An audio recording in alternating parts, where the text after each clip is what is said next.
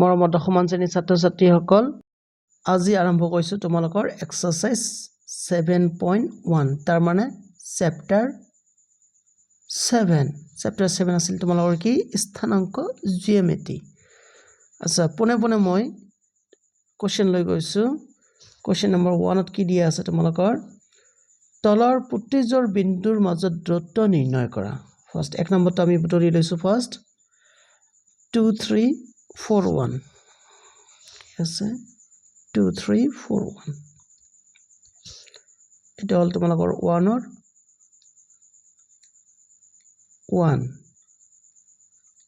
কি দি আছে তোমালোকক বিন্দু দুটা 2, 3 দি আছে ৰবা লগতে 4, 1 আচ্ছা তানে ইয়াৰ তোমালোকৰ 2 যে আছে 2 তো বুজাব মানে প্ৰথমটো বুজাব x1 তেনেহলে x1 = কিমান হ'ব 2 দ্বিতীয়টো হল তোমালোকৰ y1 = 3 ঠিক তেনেকৈ ইয়াত প্ৰথমটো হ'ব x2 ইয়াৰ মান 4 আৰু y2 ইয়াৰ মান হ'ব 1 এতিয়া এই বিন্দু দুটাৰ মাজত দূৰত্ব উলিয়াবৰ হলে আমি কোনটো ফৰ্মুলা ইউজ কৰিম ডিসটেন্স ফৰ্মুলা দূৰত্বৰ ফৰ্মুলা এই ফৰ্মুলাটো কি বুজাই দিছো তোমালোকে ইয়াত লিখিবা আমি জানো লিখিলা নহয় তাৰ আগতে ওপৰত তোমালোকে লিখিবা ইয়াত কি লিখিবা ইয়াত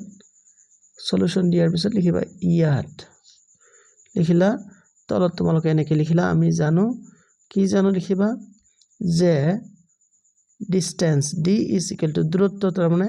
ইয়াৰ ফৰ্মুলাটো কি আছিল x2 - x1 হোল স্কয়াৰ তাৰ পিছত লিখিব লাগিব প্লাস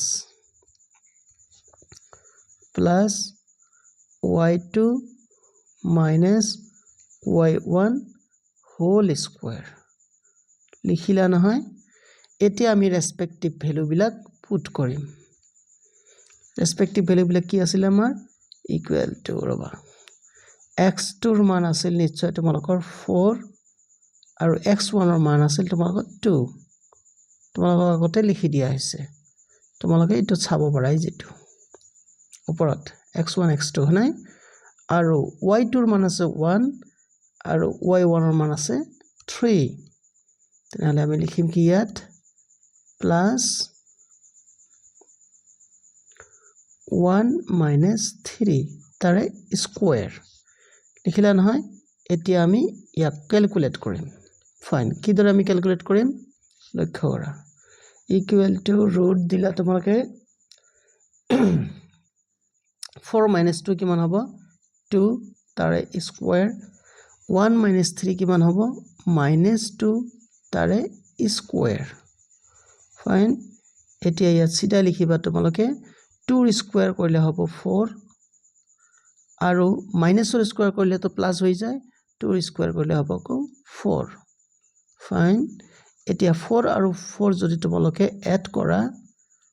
এটা তোমালোকে স্টাইল চেক কৰিবা এনেকৈ লিখিবা তোমালোকে √2 * 4 মানে দুটা 4 হৈ গল মই কিয় 8 বুলি লিখা নাই ইয়াৰ কাৰণটো আছে তোমালোকে ইয়াত চাব পাৰিবা ইকুৱেল টু দিবা 4ক যদি তোমালোকক ৰুটৰ পৰা বাহিৰত আনা তেন্তে হৈ যাব 2 আৰু √2 যে আছে ভিতৰত এইটোক আমি স্কয়াৰ ৰুট কৰিব নোৱাৰো সেইকাৰণে 2 বহাই দিছো ইয়াত 4ক তোমালোকে এইখিনি এনেকৈ জানিবা 4 মানে হল তোমালোকৰ 2 * 2 ৰাইট 2 * 2 তাৰ মানে 2 স্কয়াৰ ইয়াক যদি তোমালোকে ৰুট কৰা এই স্কয়াৰ আৰু স্কয়াৰ ৰুট কাটা খাই 2 থাকিব এই 2 ইয়াই হল তোমালোকৰ আনসাৰ ইয়াত যদি কিবা কিবি দিয়া নাথাকে তোমালোকে সিধা লিখিবা একক আৰু যদি কিবা দিয়া নাথাকিবই তোমালোকে সেইকাৰণে ইয়াত লিখিবা কি একক মানে আমাৰ আনসাৰটো হল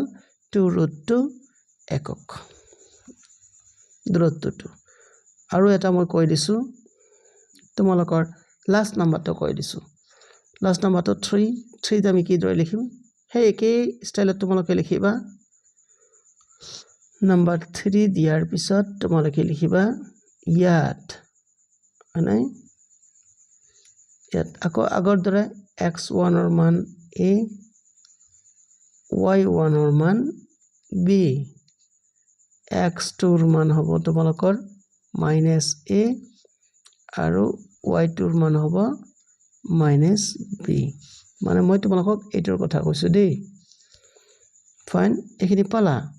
এতিয়া তোমালোকে লিখিবা আকৌ আমি জানো আগৰ দৰে তাৰ মানে আমি জানো d is equal to ফৰ্মুলাটো লিখিলা x2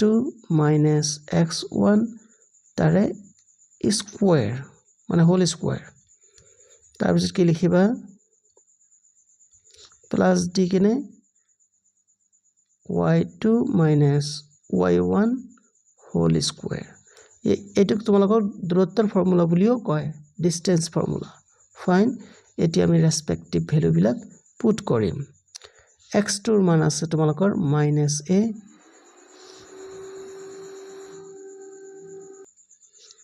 তাৰ পিছত x1 ৰ মান হল তোমালোকৰ a ব্ৰেকেটত দি তোমালোকে হোল স্কয়াৰ দিলা ঠিক তেনেকে ইয়াৰ মান কি আছিল y2 ৰ মান হয়তো b আছিল -b আৰু b ফাইন তাহলে আমি লিখিম -b y1 ৰ মান হল b আমি লিখিলো এটো হোল স্কয়াৰ দিলা এতিয়া আমি কৰিম কি স্টাইলছে তোমালোকে ৰুটটো দিলা প্ৰথমটোৰ পৰা মাইনাস কমন লম দ্বিতীয়টোৰ পৰা মাইনাস কমন লম নহনে তেনহলে আমি মাইনাস যদি কমন লওঁ তেনহলে ইয়াত থাকিব a plus a থাক মাইনাস কমন লব নালাগে ডাইৰেক্ট আমি কৰি আছো ৰবা জেংগ বেংগ নকৰাতকে ভাল -a কিমান হ'ব -2a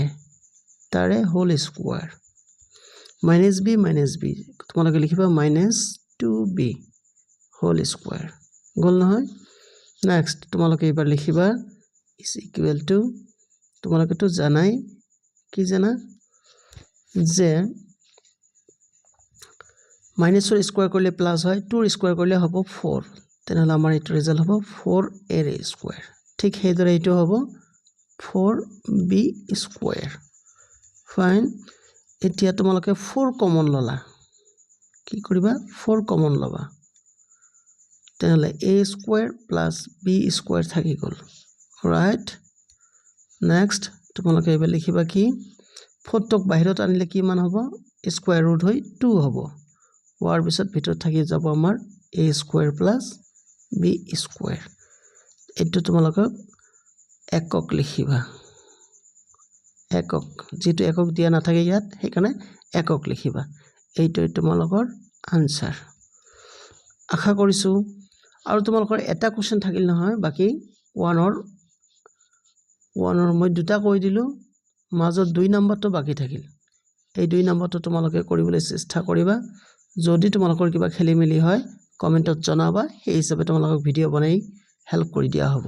আশা কৰিছো তোমালোকে ভিডিওটো ভাল পাবা লাইক কমেন্ট শেয়াৰ কৰিবা আৰু প্লিজ মোৰ চেনেলটো সাবস্ক্ৰাইব কৰিবা সোৱাৰ কাৰণে ধন্যবাদ